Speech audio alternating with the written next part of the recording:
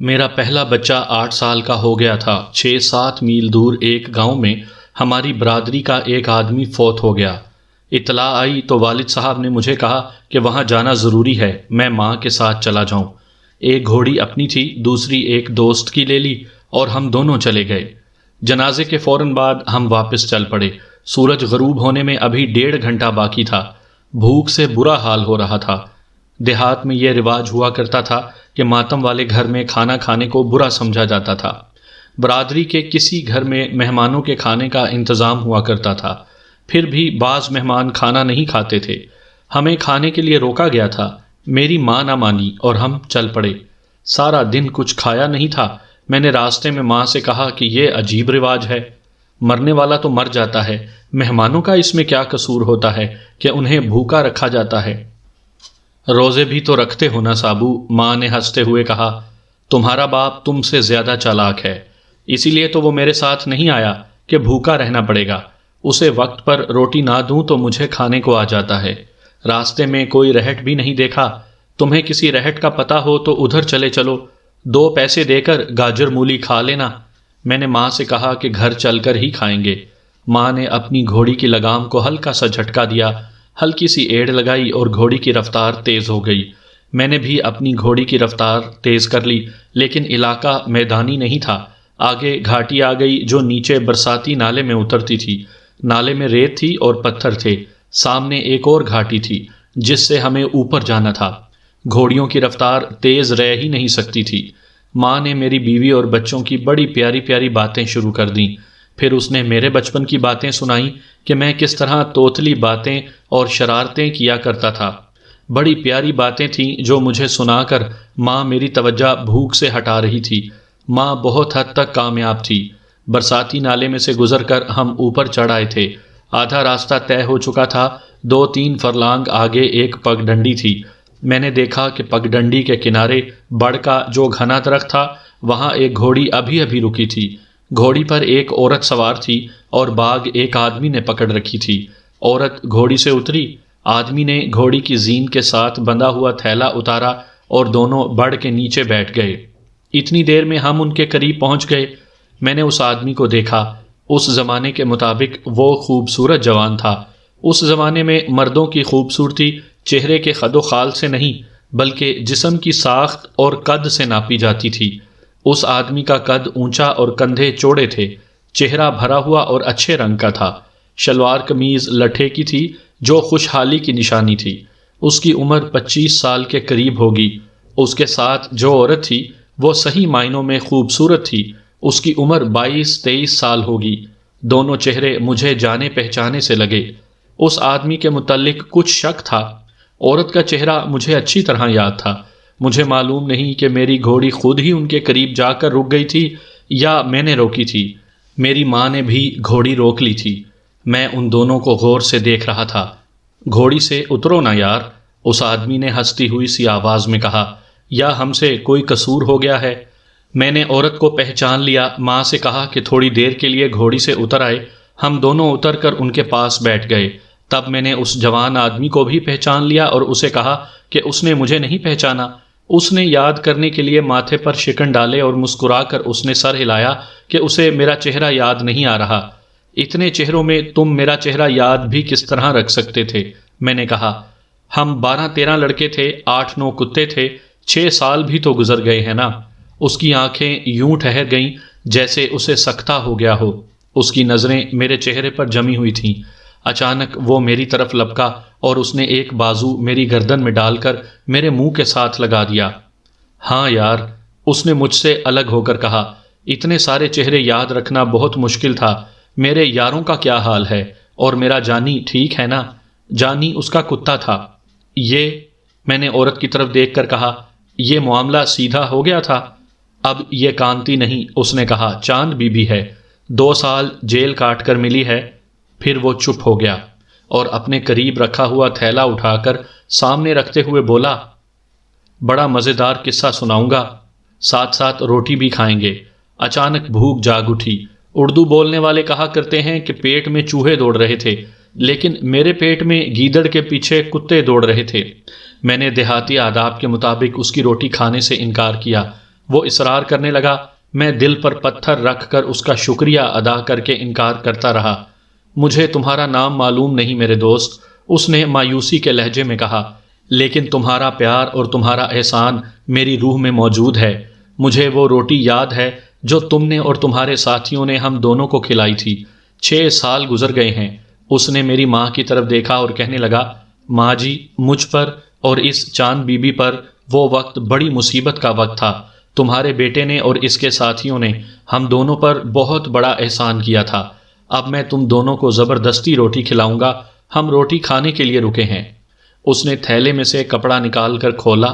بہت سارے پراٹھے تھے، ان پر مٹی کا بڑا سا پیالہ رکھا ہوا تھا، اس میں بھنی ہوئی مرغی تھی۔ اس نے اشارہ کیا اور میں ٹوٹ پڑا۔ کھانا اتنا زیادہ تھا کہ ہم چاروں نے سیر ہو کر کھایا۔ میرے پیٹ میں جو کتے گیدڑ کے پیچھے دوڑ رہے تھے وہ بہت دور چلے گئے، پھر واپس نہ آئے۔ تمہیں میرا نام معلوم نہیں، میں نے اسے کہا، اور مجھے تمہارا نام معلوم نہیں۔ میرا نام صابر حسین ہے۔ میرا نام علی شان ہے، اس نے کہا اور ہنس پڑا۔ علی شان نام اس وقت تھا جب میں شریف اور کمزور سا لڑکا تھا۔ اب مجھے شانہ بدماش کہتے ہیں۔ اب مجھے کوئی بھی کمزور نہیں سمجھتا۔ 6 سال پہلے کا واقعہ یاد آ گیا۔ یہ شخص شانہ ہمیں اس طرح ملا تھا جس طرح گیدڑ اور خرگوش ملا کرتے تھے۔ ہم 12-13 لڑکے 8-9 کتے ساتھ لیے حسب معمول شکار کو نکلے تھے۔ مارچ کا مہینہ تھا، موسم بہار کا جوبن تھا۔ گندم کی فصل جوان ہو گئی تھی، اس میں سرسوں کے پیلے پیلے پھولوں کا حسن اور ان کی مہک خمار سا طاری کر رہی تھی۔ ہم اس وقت نوجوان تھے۔ میں اس وقت نوجوان نہیں تھا کہ میرا پہلا بچہ 2 سال کا ہو گیا تھا۔ میرا دل نوجوان تھا، لیکن میری بیوی اپنے بچے سے یہ کہہ کر کہ جا اپنے باپ کے پاس، مجھے بوڑھا کر دیا کرتی تھی۔ میں 21 برس کی عمر میں باپ بن گیا تھا۔ اب میری ماں مجھے ڈانٹتے ہوئے یہ ضرور کہا کرتی تھی، شرم کر سابو، اب تو بال بچے دار ہو گیا ہے۔ مجھے بہت عرصے بعد شرم آنی شروع ہوئی تھی۔ صبح ہمیں شکار کو نکلنا تھا اور رات کو ماں مجھے شرم دلا رہی تھی۔ میں نے ماں سے بڑا پکا وعدہ کیا کہ کل کا دن مہلت دے دے، پرسوں سے شرم کرنی شروع کر دوں گا۔ ماں راضی نہیں ہو رہی تھی۔ میں نے ایک پیر کے باپ دادا کے روزے کی قسم کھائی کہ پرسوں صبح مجھے شرم نہ آئی تو مجھے روزہ شریف سزا دے۔ ماں تڑپ اٹھی اور اس نے کانوں پر ہاتھ رکھ لیے۔ یہ اس کی نگاہ میں بہت بڑی قسم تھی۔ ماں اور اس کے میکے کا سارا خاندان اس پیر کا مرید تھا، اور میں اس پیر کو مست بھینسا کہا کرتا تھا۔ بڑا کامیاب فراڈیا تھا۔ میں نے ماں سے اور اپنی بیوی سے الیکشن میں کھڑے ہونے والے سیاسی لیڈروں جیسا وعدہ کر کے انہیں موم کر لیا۔ اس روز ہم اپنے ایک دوست کی فرمائش پر شکار پر جا رہے تھے۔ اس دوست کا نام ارشاد تھا، اس کے شادہ کہتے تھے۔ اپنے والد صاحب کے ساتھ وہ دور کے رشتہ داروں کے گاؤں گیا تھا۔ یہ گاؤں ہمارے گاؤں سے 15-16 میل دور تھا۔ شادہ وہاں سے بڑی اچھی نسل کا ایک کتا خرید لایا تھا۔ یہ کتا ملی جلی نسل کا کراس بریڈ تھا۔ شادہ ہمیں کہا کرتا تھا کہ وہ کتے کو شکاری بنانا چاہتا ہے۔ شکار کے لیے کتے کو ٹریننگ کی ضرورت ہوتی ہے۔ نئے کتے کو شکاری کتوں کی ٹیم کے ساتھ لے جانا اس لیے نقصان دہ ہوتا ہے کہ کتے اسے قبول نہیں کرتے۔ اسے سب سے پہلے کتوں سے مانوس کرنا پڑتا ہے۔ شادے کا کتا اس مرحلے سے گزر چکا تھا۔ گاؤں کے تمام شکاری کتوں کے ساتھ اس کا تعارف ہو چکا تھا۔ افضل کے بولی نے اسے اچھی خاصی پھینٹی لگا کر ذہن نشین کرا دیا تھا کہ لیڈر کون ہے۔ شادے کے کتے نے مقابلہ تو خوب کیا تھا، لیکن کسی بھی کتے نے اس کی حمایت نہیں کی تھی۔ سب الگ کھڑے تماشا دیکھتے رہے تھے۔ بہرحال شادے کے کتے کا یہ فخر قائم رہا کہ وہ بلا مقابلہ نہیں ہارا۔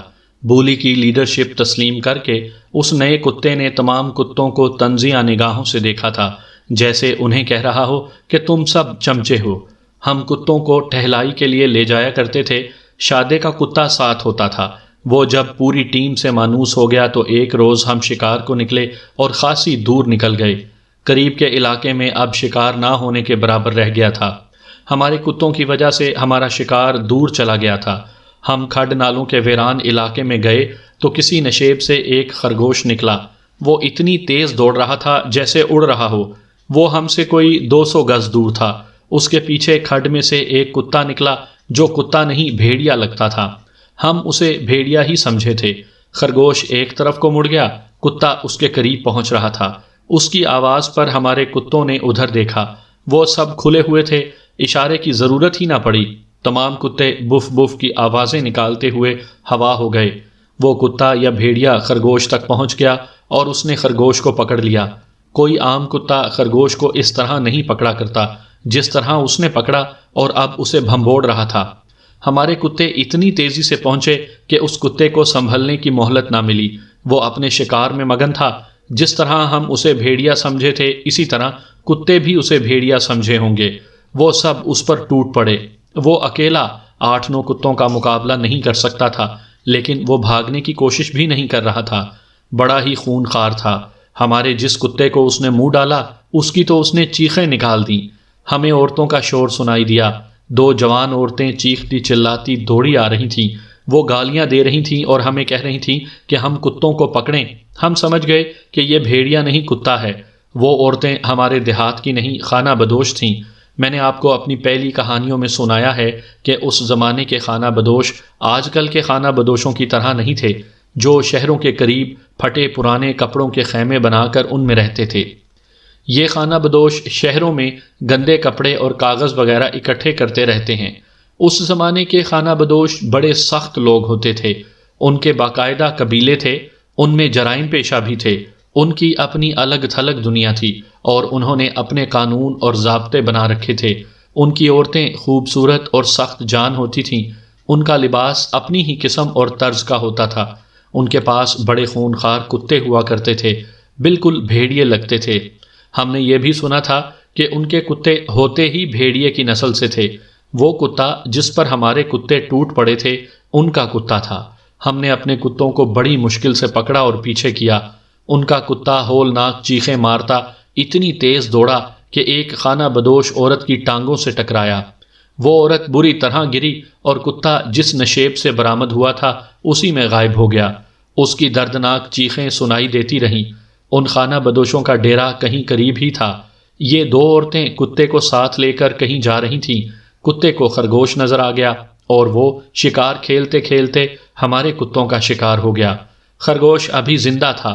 کتے جب خانہ بدوشوں کے کتے کے ساتھ مصروف تھے، اس وقت خرگوش لنگڑاتا ہوا میدان جنگ سے جا رہا تھا۔ خانہ بدوشوں کے کتے نے اسے زخمی کر دیا تھا۔ ہمارے ایک ساتھی نے خرگوش کو پکڑ لیا۔ خانہ بدوش عورتیں ابھی تک ہم پر غصہ نکال رہی تھیں اور ہم ہنس ہنس کر دوہرے ہوئے جا رہے تھے۔ انہوں نے ہمارے ساتھی کے پاس خرگوش دیکھ لیا۔ ایک عورت بڑی تیزی سے اس تک گئی اور خرگوش پر جھپٹا مارا، کہنے لگی کہ یہ ان کے کتے کا شکار ہے۔ دوسری عورت بھی اس پر جھپٹ پڑی۔ ہم میں سے کسی نے کہا کہ خرگوش کو پھینک دو، یہ خود پکڑ لیں گی، اور ہمارا ساتھی اشارہ سمجھ گیا۔ اس نے خرگوش دور پھینک دیا۔ ادھر دونوں عورتیں خرگوش کی طرف دوڑیں، ادھر ہم نے کتوں کے پٹوں سے زنجیریں نکال دیں۔ کتے عورتوں کے ساتھ ہی خرگوش تک پہنچ گئے اور انہوں نے خرگوش اڑا لیا۔ عورتیں کتوں کی لپیٹ میں آ کر کلا بازیاں کھانے لگیں اور اٹھ کر اپنے کتے کی طرح بھاگیں۔ ہمیں شکار کا لطف آ گیا۔ ہم راجے مہاراجے اور نواب نہیں تھے جو ہرن اور ہڑپال کے شکار کے لیے نکلا کرتے تھے۔ یہ نوجوان خون کا جوش تھا جو ہمیں چین نہیں لینے دیتا تھا۔ شادے کو اطمینان ہو گیا کہ اس کا کتا ٹیم کا ممبر بن گیا ہے اور یہ شکار کے لیے موزوں ہے۔ لڑکوں نے کہا کہ اور آگے چلو۔ ہم آگے چل پڑے اور کچھ دیر بعد ایسے علاقے میں پہنچ گئے جو بالکل ویران اور بیابان تھا۔ اس علاقے میں سے کبھی ہم ہی گزرے ہوں گے، اور کسی کے گزرنے کے آثار نظر نہیں آتے تھے۔ وہ علاقہ ڈاکوؤں اور رہزنوں کے چھپنے کے لیے موزوں تھا۔ ہم ایک برساتی نالے میں سے گزر رہے تھے۔ اس کے دونوں کنارے بہت اونچی دیواروں جیسے تھے۔ کتے کھلے ہوئے تھے اور ادھر ادھر بکھر کر زمین کو سونگھتے پھر رہے تھے۔ نالے میں پار جانے کے لیے ایک گھاٹی تھی جو 150-200 گز آگے تھی۔ ہم ریت اور پتھروں پر چلتے ادھر جا رہے تھے۔ جب ہم گھاٹی چڑھنے لگے تو شادے نے اپنے کتے کو پکارا۔ اسے اپنا کتا کہیں نظر نہیں آ رہا تھا۔ شادہ گھاٹی چڑھتے چڑھتے نیچے چلا گیا اور اپنے کتے کو پکارنے لگا۔ باقی کتے ہم سے آگے گھاٹی چڑھ گئے تھے۔ شادہ نیچے تھا، ہم اوپر جا رہے تھے۔ کتے کو پکارتے پکارتے شادے نے کہا، اوئے نیچے آؤ ذرا۔ اس نے ایسے لہجے میں کہا جیسے اس نے کوئی ڈراؤنی یا عجیب چیز دیکھی ہو۔ میں اپنے 3 ساتھیوں کے ساتھ گھاٹی اتر گیا۔ شادے نے ایک طرف اشارہ کر کے کہا، میرا کتا بار بار وہاں اندر جاتا ہے، آؤ چل کر دیکھیں۔ 25-30 قدم دور کسی کے دیوار جیسے کناروں کے ذرا آگے مٹی کا بہت بڑا تودا تھا جو 10-12 فٹ اونچا تھا اور اس سے ذرا زیادہ لمبا ہوگا۔ یہ مٹی کی دیوار سے کوئی 1 قدم ہٹا ہوا تھا۔ اس کے پیچھے دندی میں شگاف ہوگا۔ ہمیں کتے کی اس طرح کی آوازیں سنائی دیں جیسے وہ کھیل رہا ہو یا پھر کسی سے پیار محبت کر رہا ہو۔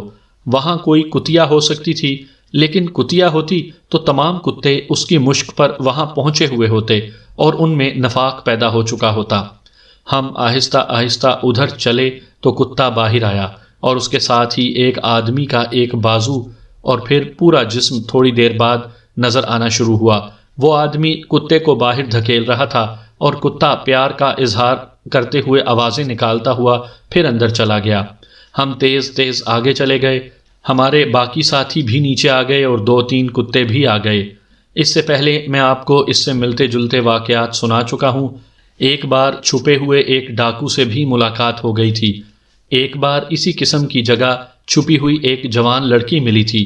ایک بار ایک کشادہ بل میں ایک لڑکا چھپا ہوا ملا تھا جسے ہمارے کتوں نے باہر نکالا تھا۔ یہ واقعات شاید آپ کے لیے عجیب اور شاید ناقابل یقین بھی ہوں، لیکن ہمارے لیے ان واقعات میں حیرت انگیز کوئی بات نہیں۔ وہ جگہیں آبادیوں سے اور گزرگاہوں سے دور تھیں۔ وہاں گہرے کھڈ اور کشادہ نشیب تھے، مٹی کے ٹیلے تھے، قلعوں کی مانند مٹی کی اونچی دیواریں تھیں۔ ان میں بعض جگہیں ہیبت ناک سی تھیں جن کے متعلق مشہور تھا کہ وہاں چڑیلیں اور بدروحیں رہتی ہیں۔ لوگ سچ مانتے تھے۔ یہ جگہیں مجرموں کے لیے اور گھروں سے بھاگنے والی عورتوں کے لیے نہایت اچھی اور موزوں تھیں۔ وہاں انہیں پکڑنے کوئی نہیں جاتا تھا، کوئی ادھر سے گزرتا بھی نہیں تھا۔ ہم شکار کے جنون میں ان جگہوں میں بھی جا گھستے تھے جن کے متعلق لوگ پورے یقین سے کہتے تھے کہ وہاں جن، بھوت اور چڑیلیں رہتی ہیں۔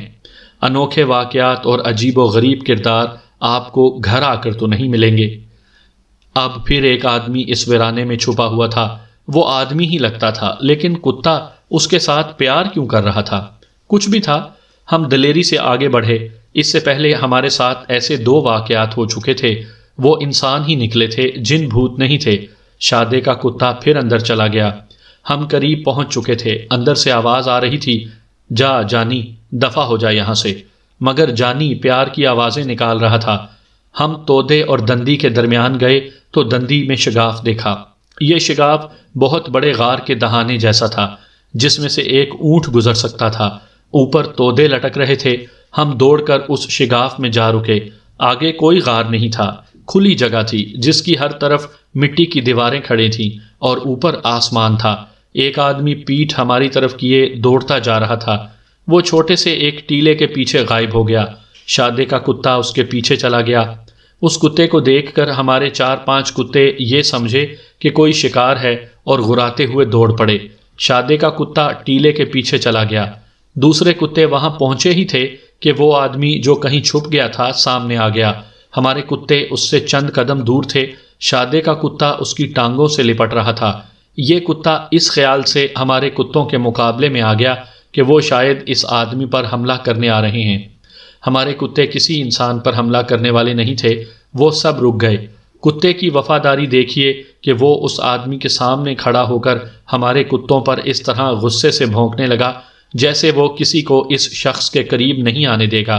میں حیران تھا کہ شادے کے کتے کا اس شخص کے ساتھ کیا تعلق ہو سکتا ہے۔ اگر شادے نے یہ کتا اس سے خریدا ہوتا تو شادہ فوراً کہتا کہ یہ کتے کا سابقہ مالک ہے۔ ہمارے کتوں نے دیکھا کہ وہاں کوئی شکار نہیں تو وہ ویسے ہی ادھر ادھر گھومنے پھرنے اور زمین کو سونگھنے لگے۔ وہ آدمی آہستہ آہستہ ہماری طرف آنے لگا۔ وہ 17-18 سال کی عمر کا نوجوان لڑکا تھا۔ اس نے دیہاتی طرز کے صاف ستھرے کپڑے پہن رکھے تھے۔ اس کی شکل و صورت اور جسم اس قابل تھا کہ کچھ دیر اسے دیکھتے رہنے کو جی چاہتا تھا۔ اس کے چہرے پر گھبراہٹ سی تھی۔ ہم میں سے کسی نے اسے کہا کہ گھبراؤ مت، آگے آ جاؤ۔ تھوڑی دیر بعد ہم ایک جگہ بیٹھے ہوئے تھے۔ اس نے ہمیں اسلام کا واسطہ دیا۔ ذرا رک رک کر اور قدرے ڈرے ہوئے سے لہجے میں اس نے ہمیں جو واردات سنائی وہ میں آپ کو اپنے الفاظ میں ذرا اختصار سے سناتا ہوں۔ وہ جس گاؤں کا رہنے والا تھا وہ وہاں سے 12-13 میل دور تھا۔ وہ کسی غریب خاندان کا لڑکا نہیں تھا اور اس کا خاندان امیر بھی نہیں تھا۔ اس کا ذریعہ معاش کاشتکاری تھا۔ اس کی عمر 12-13 سال ہوگی جب اس کی ایک بہن کی شادی ہوئی۔ انہیں تھوڑے سے قرض کی ضرورت پڑ گئی۔ اس زمانے میں دیہات میں ہندو ساہوکار ہوتے تھے۔ تقریباً ہر گاؤں میں ایک ہندو ساہوکار موجود تھا۔ یہ ساہوکار سود پر قرض دیتے تھے۔ قرض کے عوض زمین یا مکان گروی رکھ لیتے تھے۔ ان کا حساب کتاب افغان پاؤنڈوں جیسا تھا۔ وہ سود وصول کرتے رہتے تھے اور اصل زر کم ہونے کے بجائے بڑھتا رہتا تھا۔ ہندو ساہوکار اس قسم کا حساب کتاب رکھتے تھے جسے دیہات کے ان پڑھ لوگ سمجھ ہی نہیں سکتے تھے۔ فصل جب گھر آتی تھی تو یہ ساہوکار فصل کا خاصا حصہ سود میں اٹھا کر لے جاتے تھے۔ اس نوجوان کے باپ کے ساتھ بھی ہندو ساہوکار یہی سلوک کر رہا تھا۔ اس کا باپ بیچارہ بہت ہی سیدھا آدمی معلوم ہوتا تھا۔ ساہوکار نے ایک گائے رکھی ہوئی تھی۔ اس نے اس نوجوان کو جب اس کی عمر 13-14 سال تھی گائے کی دیکھ بھال کے لیے اور اسے دانا پٹھا ڈالنے کے لیے بلا معاوضہ نوکر رکھ لیا تھا۔ ساہوکار اس لڑکے سے گھر کے کچھ اور کام بھی کرا لیا کرتا تھا۔ ہندو ساہوکار کی ایک بیٹی تھی جس کی عمر اس لڑکے سے 1.5-2 سال کم تھی۔ لڑکی کو اس لڑکے کی عادتیں اتنی اچھی لگیں کہ وہ اس میں گھل مل گئی۔ بڑی خوبصورت لڑکی تھی۔ لڑکی کے ماں باپ نے اس پر کبھی اعتراض نہیں کیا تھا کہ وہ اس لڑکے کے ساتھ گھر میں ہستی کھیلتی ہے۔ یہ لڑکا اس لڑکی کی خاطر سارا دن ساہوکار کے گھر میں گزارنے لگا۔ وہ قسمیں کھا کر کہتا تھا کہ اس کی نیت میں ذرا سا بھی فطور نہیں تھا۔ وہ اس کے لیے قسم نہیں کھا سکتا کہ اس کی نیت میں فطور تھا یا نہیں۔ میں آپ کو اس کا بیان سنا رہا ہوں۔ ہندو ساہوکار اس نوجوان کے باپ سے سود وصول کرتا رہا اور اس نے اس لڑکے کو بیگار میں بھی لگائے رکھا، اور اس نوجوان کی عمر 17-18 سال اور لڑکی کی عمر 16 سال ہو گئی۔ ان دونوں میں پہلی والی چاہت اور بے تکلفی قائم رہی، پھر یہ محبت کی صورت اختیار کر گئی۔ ہندو اپنی لڑکیوں کی شادی چھوٹی عمر میں کر دیا کرتے تھے۔ اس لڑکی کی عمر 16 سال ہو گئی تھی۔ قریب ہی ایک اور گاؤں تھا۔ وہاں کے ایک ہندو بنیے نے لڑکی کا رشتہ اپنے بیٹے کے لیے لے لیا۔ لڑکی نے اپنے ہونے والے خاوند کو اچھی طرح دیکھا ہوا تھا۔ اس کا قد چھوٹا اور جسم بہت موٹا اور بھدا تھا، اور وہ ہندو بنیوں کی طرح کنجوس اور احمق تھا۔ لڑکی بہت پریشان ہوئی۔ اس مسلمان نوجوان نے ہمیں بتایا کہ لڑکی دوسری ہندو لڑکیوں سے بہت مختلف تھی۔ اس میں ہنسنے کھیلنے اور مسلمان لڑکیوں کی طرح بھاگنے دوڑنے کی خواہش تھی۔ اس نے اس نوجوان سے کہا کہ وہ آٹے کی بوری جیسے اس آدمی کو کبھی قبول نہیں کرے گی۔ اس نے کہا کہ وہ گھر سے پیسے چرا لے گی اور دونوں کہیں بھاگ چلیں گے۔ نوجوانی میں جب رومانی جذبات کا غلبہ طاری ہوتا ہے تو انسان نفع نقصان کی نہیں سوچا کرتا۔ یہی حال ان دونوں کا تھا۔ نوجوان تیار ہو گیا۔ اس کے دل میں اس ہندو ساہوکار کی نفرت بھری ہوئی تھی۔ اس نفرت میں اس کتے نے اضافہ کر دیا جو شادے نے خریدا تھا۔ یہ کتا اس مسلمان نوجوان کا تھا۔ یہ کتا اس نوجوان کو اس وقت ملا تھا جب یہ ابھی پلا تھا۔ یہ اسے کہیں باہر سے ملا تھا، معلوم نہیں اپنی ماں سے کس طرح جدا ہو گیا تھا۔ نوجوان نے اسے اسی طرح پالا تھا جس طرح ماں اپنے بچے کی پرورش کرتی ہے۔ اس نے کتے کا نام جانی رکھا۔ کتا اپنے مالک کو ہی اپنی ماں اور اپنا باپ سمجھتا تھا، کیونکہ اس کی عمر ابھی 1 مہینہ بھی نہیں ہوئی تھی جب یہ لڑکا اسے اٹھا لایا تھا۔ اس کے منہ میں اپنے ہاتھوں سے دودھ ٹپکاتا رہا، پھر اسے اپنے ہاتھوں کھلاتا پلاتا رہا۔ سامعین کرام، آپ سن رہے تھے صابر حسین راجپوت کی کہانیوں کے سلسلے میں ایک اردو کہانی ویسے نہیں تو ایسے صحیح۔ یہ اس سلسلے کی پہلی قسط تھی۔ مجھے امید ہے آپ کو میری یہ کاوش پسند آئی ہوگی۔